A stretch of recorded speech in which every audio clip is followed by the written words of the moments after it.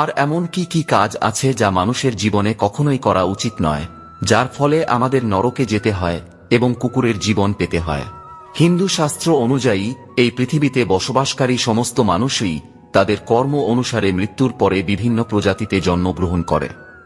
কিছু ধর্মীয় গ্রন্থে বলা হয়েছে যারা তাদের জীবনে অনেক পাপ করেছে তারা এমন এক অবস্থায় জন্মগ্রহণ করে যেখানে তারা তাদের কষ্ট অন্য কাউকে বলতে পারে না বা কারো সাথে ভাগ করতে পারে না।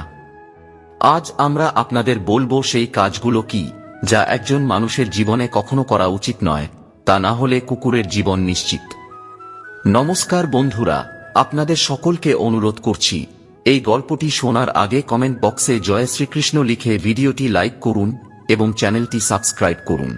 একসময় ভগবান শ্রীকৃষ্ণের প্রিয় রাধা রানী তার বন্ধুদের নিয়ে গ্রামে ঘুরতে বেরিয়েছিলেন। তারা গ্রাম জুড়ে ঘুরছিলেন।